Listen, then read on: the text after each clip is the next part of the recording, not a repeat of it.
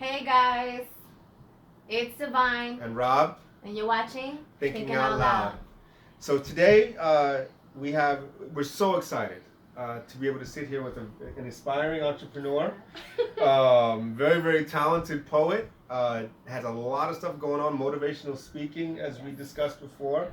Her name is Destiny. Hi. I'm so inspired, and I'm 39. She's 17. I'm so inspired by her story and what she's accomplishing now. And again, thank you so much for being here. Guys. No, the pleasure's ours. Trust me.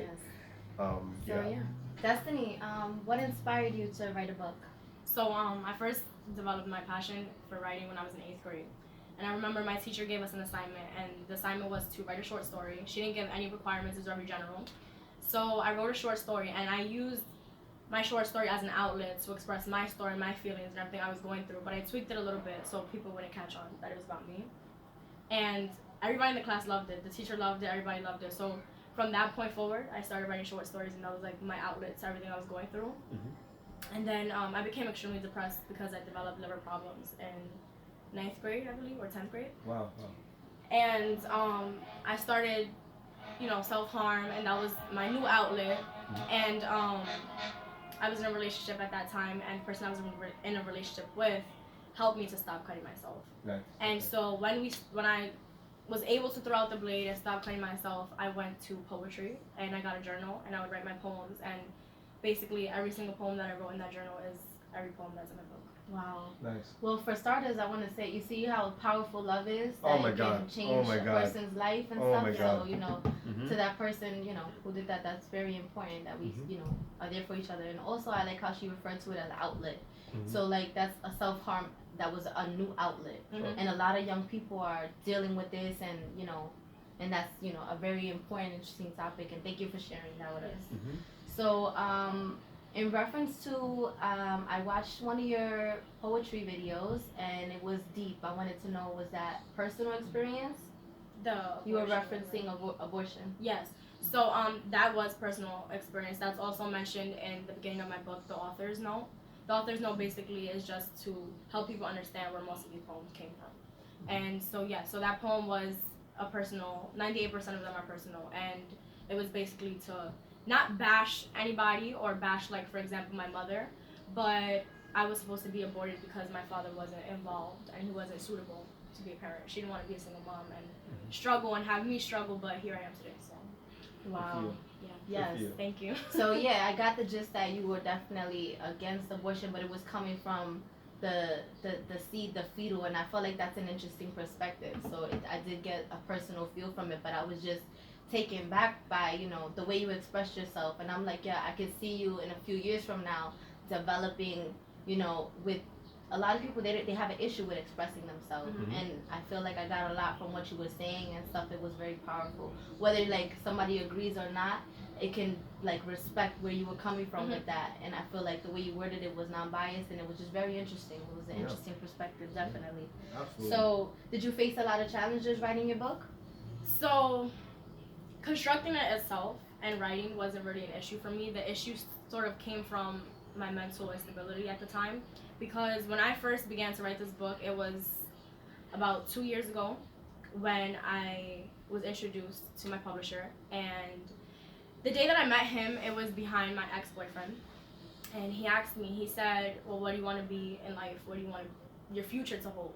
And so I told him how I was interested in doing guidance counseling and how I wanted to become an author, and he said, well, read me one of your excerpts. And so I pulled out my phone, I read it to him, and he was, he was open to publishing my book, and he said, if you get it done by a certain time, just let me know, we'll work on it. And from there, we took on, it was supposed to get done last year, but my depression increased really bad because of a very traumatic experience, which is also mentioned in my book.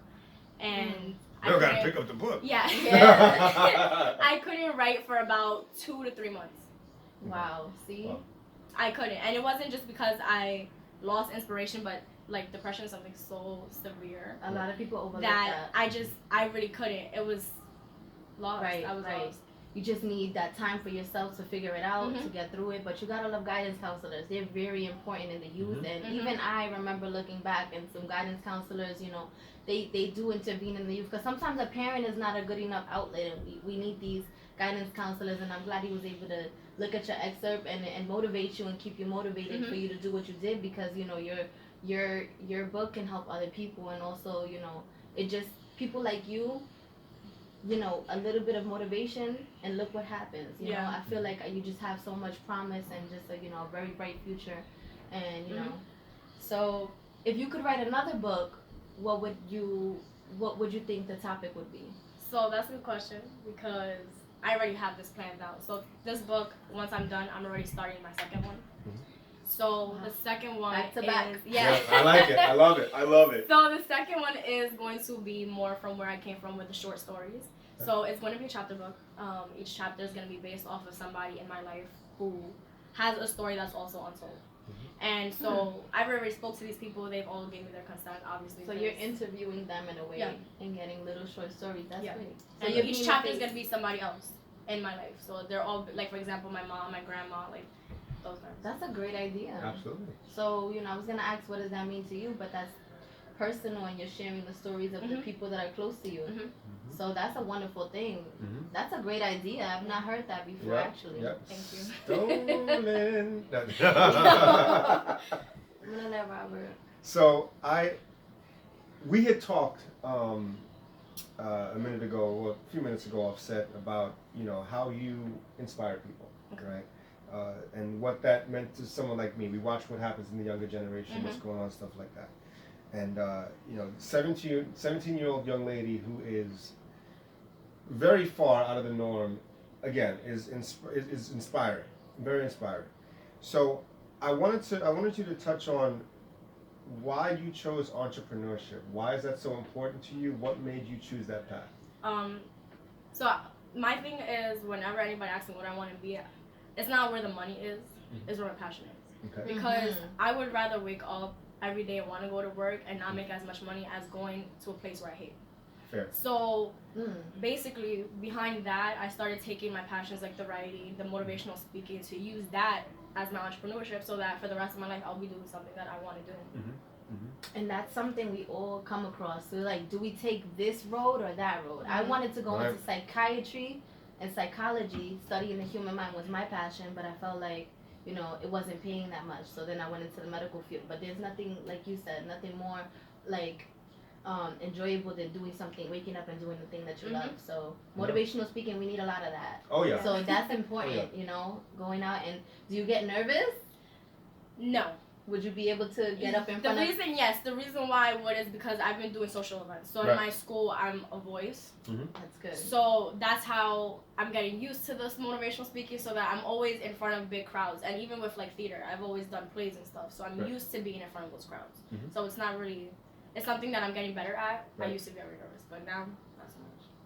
I can imagine that. I mean, you know, we talked about this before. I was a singer for a while, and I used to get really nervous. No, yeah, in the beginning you're always like, oh my god. I'd find something to focus on. Let's say the exit sign. That's what I do. Right? That's what I do. That's why I get nervous. Yeah, now guys, I'm not looking at the audience. No, yeah, I don't look at absolutely anybody. not. No, so what do you think that fear stems from? Like, when we get nervous to speak in front of a crowd, is it because...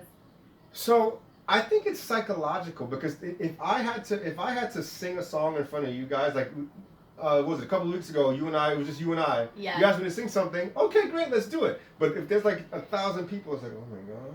You know, now you're shitting yourself, right? You're like, what are we doing? But that's a good strategy, what you said. Stare at the exit sign. Yeah, I'm not looking at anyone in particular. Like I said, there's you know, when I was really singing, I wasn't married at the time. There was a girl that I liked.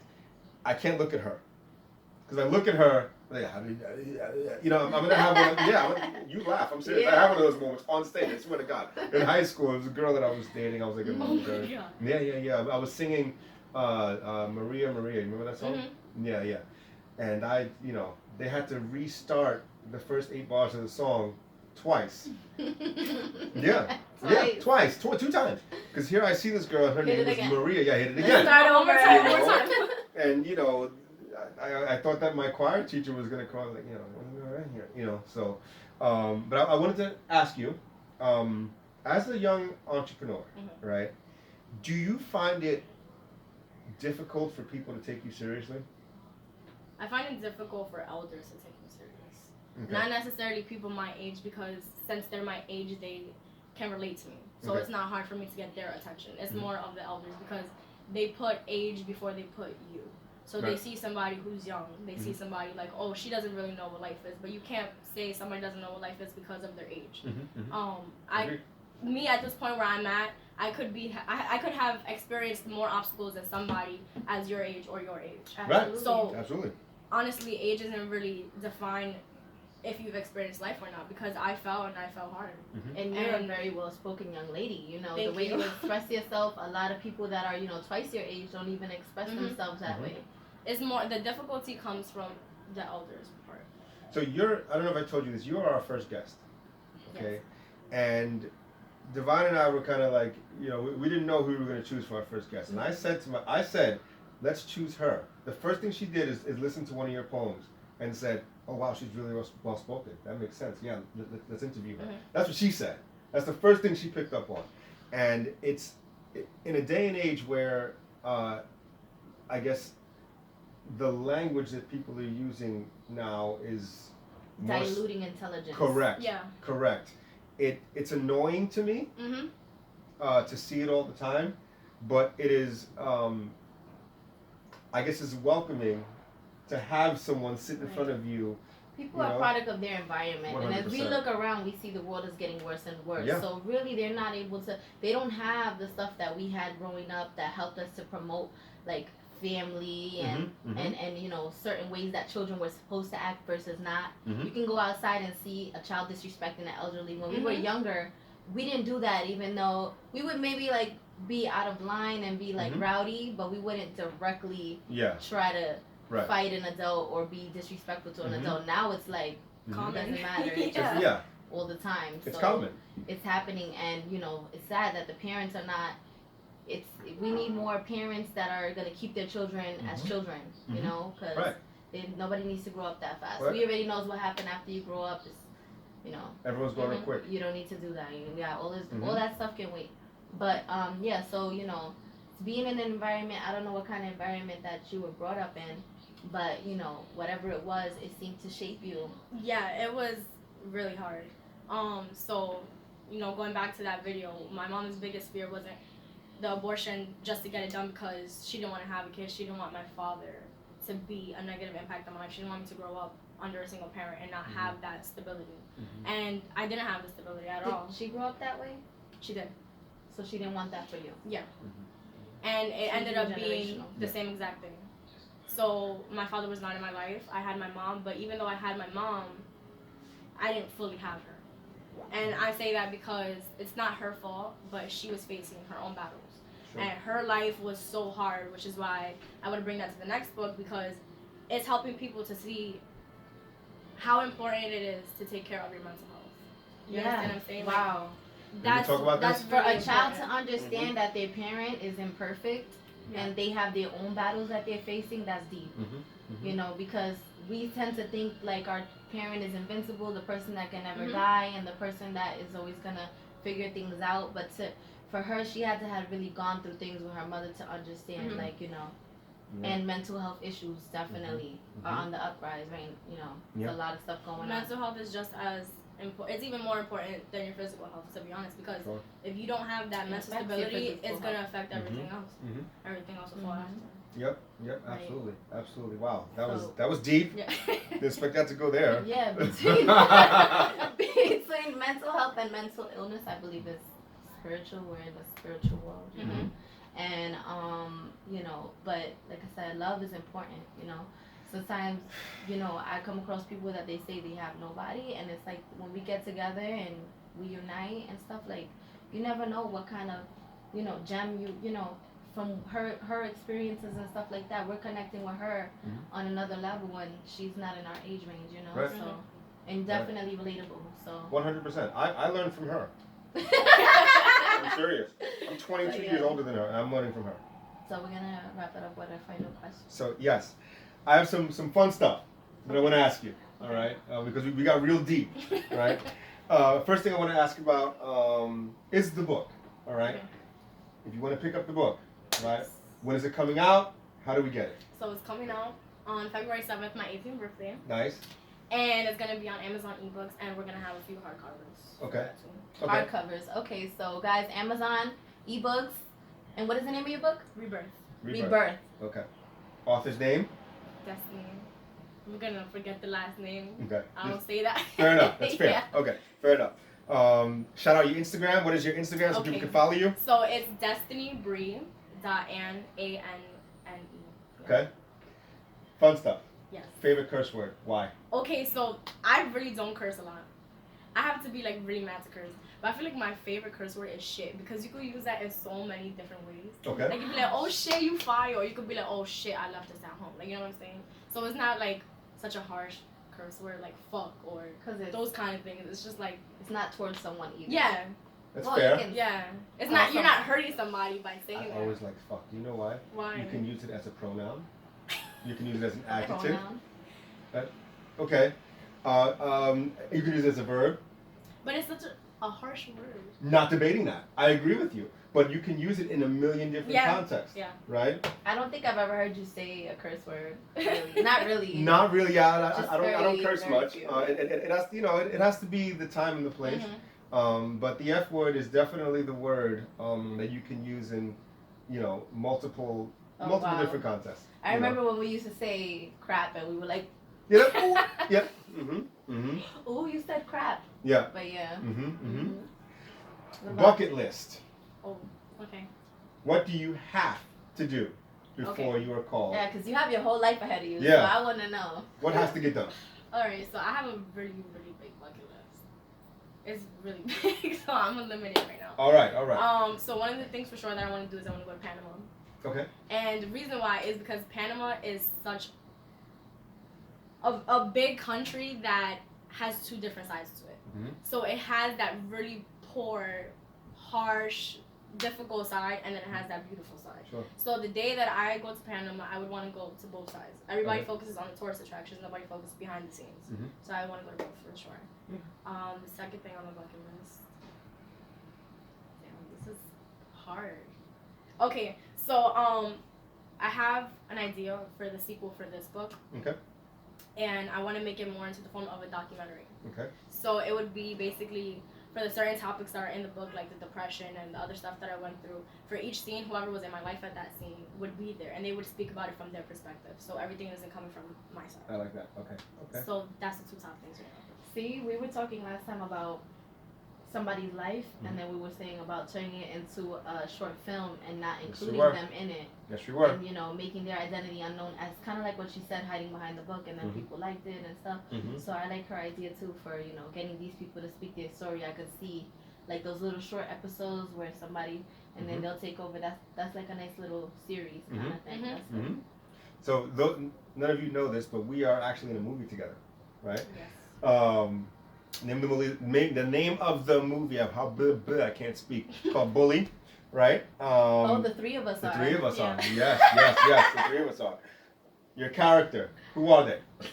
Okay, so I am a foster child, and I'm the neighbor for this cop.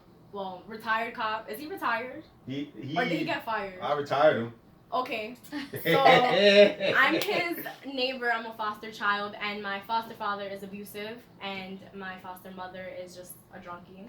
And I'm basically trying to save my little sister from the predicament that we're in, and he assists me to do that while he's facing his own battles. Okay. So we all share the same passion for acting. We do. Yeah. 100%. Yeah. Last question for you. Okay. Okay. 10 years from now, where's your life?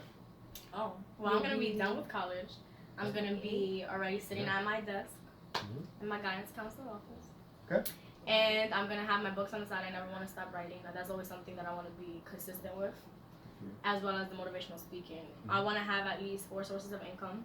So it would be the guidance counseling, the book, and I want to take advantage of economies in the different countries. So getting real estate in different countries. Yeah. Hope everyone caught That's that. wonderful. Got to have multiple sources of income. Her Yeah. bucket list Mhm. is actually productive. I've heard a lot of crazy bucket lists, and hers is super productive. That was, so yeah, that was awesome. yeah, we just want to, close this and saying that, we appreciate you joining us Yes, today. you. yes. Destiny? Thank you so much for coming through. No, Yeah. You're thank you awesome. guys. You're Really. awesome. All right. See you later, guys. See you guys later. Bye.